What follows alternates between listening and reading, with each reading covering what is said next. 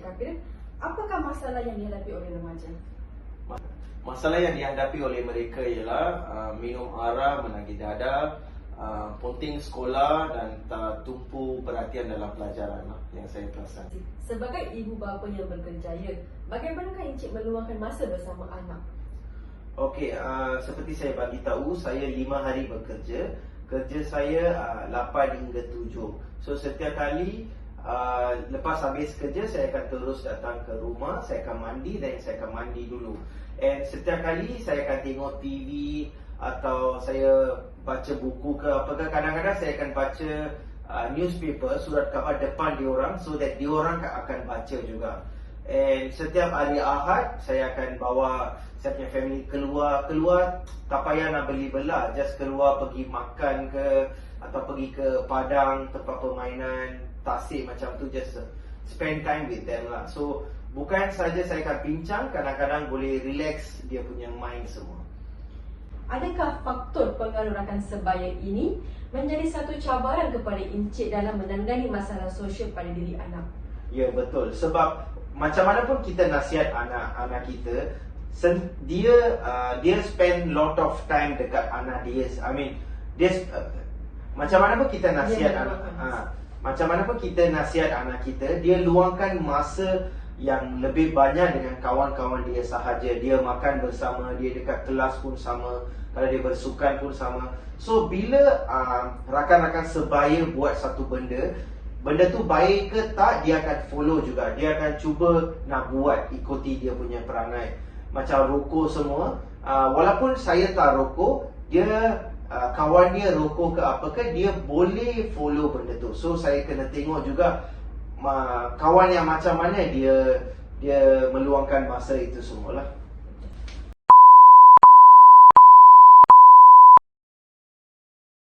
Right.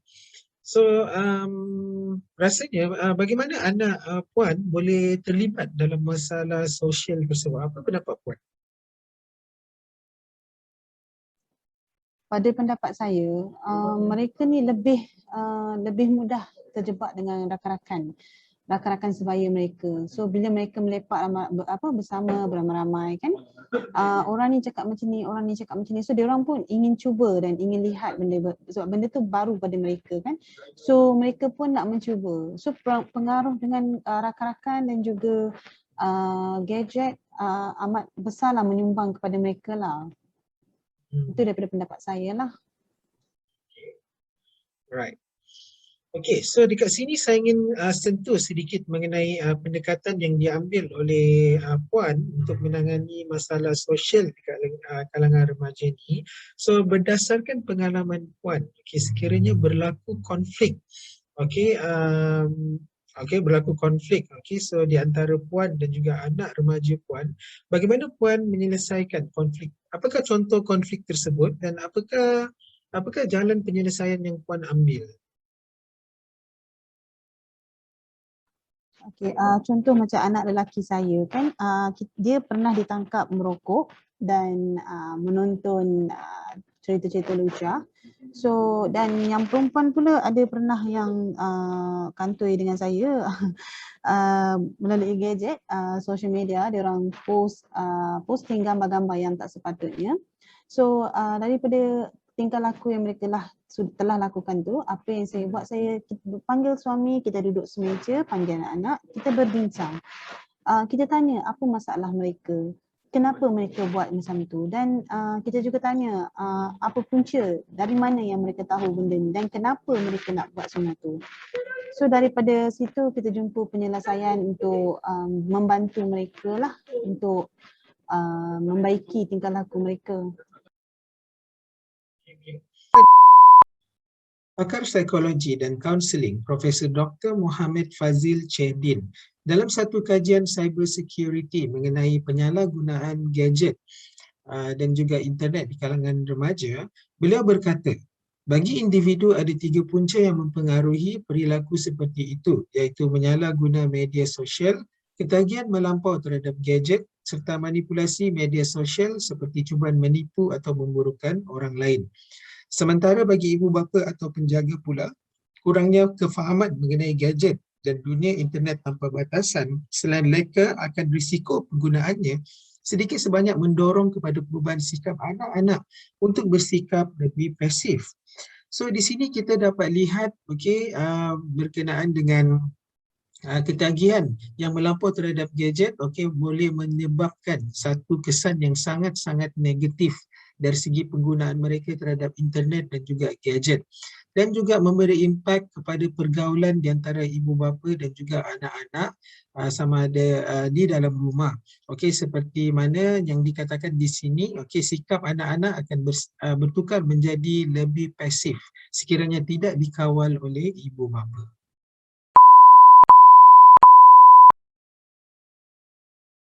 Kepada soalan yang seterusnya, jika dilihat pada masa kini, ketagihan gadget di kalangan masyarakat semakin membimbangkan. Malahan terdapat ibu bapa yang mengumpat anak mereka dengan gadget agar anak mereka tidak mengganggu urusan ibu bapa. Gadget ini sememangnya merupakan alat yang penting pada masa kini bagi memudahkan kita untuk berhubung antara satu sama lain, melayari internet, mendapatkan hiburan dan sebagai ruang untuk kita mempromosikan perniagaan. Namun begitu, tidak dinafikan bahawa gadget ini juga boleh membawa kepada kemudaratan sekiranya tidak dikawal penggunaannya. Bagi Encik sendiri, adakah Encik mengawal penggunaan gadget di rumah?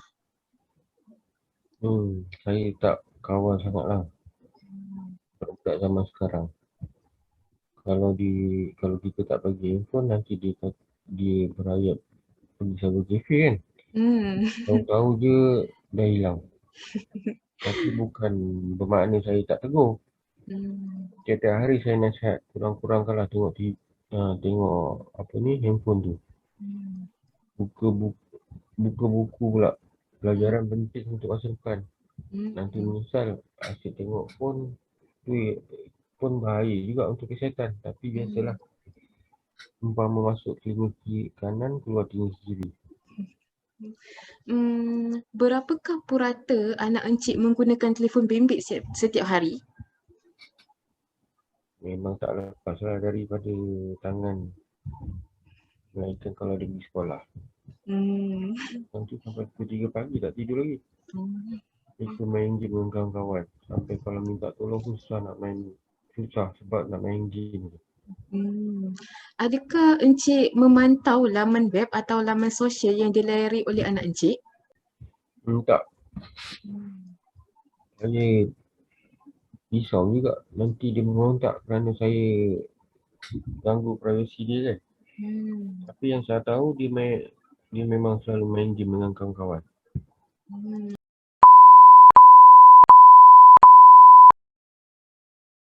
Yang perempuan pula asyik dengan handphone masing-masing, hampir 24 jam lah dengan handphone tu. Adakah puan rasa ketagihan gadget ni, handphone, game semua tu menjadi satu cabaran kepada puan untuk menangani masalah ini? Ya, teknologi IT sekarang sangat berbahaya jika tidak ditafis. Kadang jika saya panggil anak-anak mereka tidak sahut sebab apa? Sebab terlalu leka dengan game dan gadget lah. Itu yang kalau tak makan pun tak apa. Sehari tak makan pun tak apa. Betul-betul. Jadi apa pandangan puan untuk mengatasi ketagihan gadget dan permainan game ini? Ini hanya pandangan saya ya. Dan saya praktikkan perkara ini bersama anak-anak saya di rumah. Pertama, saya hadkan penggunaan Wi-Fi di rumah. Ada masa Wi-Fi akan dimatikan. Jadi bila Wi-Fi ditutup, gadget itu semua tidak ada fungsinya. Kedua, waktu bersama keluarga, makan, reda, tidak pula guna gadget. Ketiga, ini untuk anak-anak yang masih kecil lah, sesuai mengikut umur. Hadkan penggunaan gadget. Mungkin dalam seminggu 2 kali saja. Wah, bagus cadangan puan tu. Saya setuju sangat puan. Okey, baiklah. Berbalik pada soalan tadi, apakah tindakan yang puan akan lakukan untuk menangani masalah sosial dalam keluarga puan? Kami sekeluarga akan duduk bersama dan akan bincang masalah ini. Saya juga akan cuba nasihatkan dulu, cari punca kenapa perkara berlaku. ada sebab dan kenapa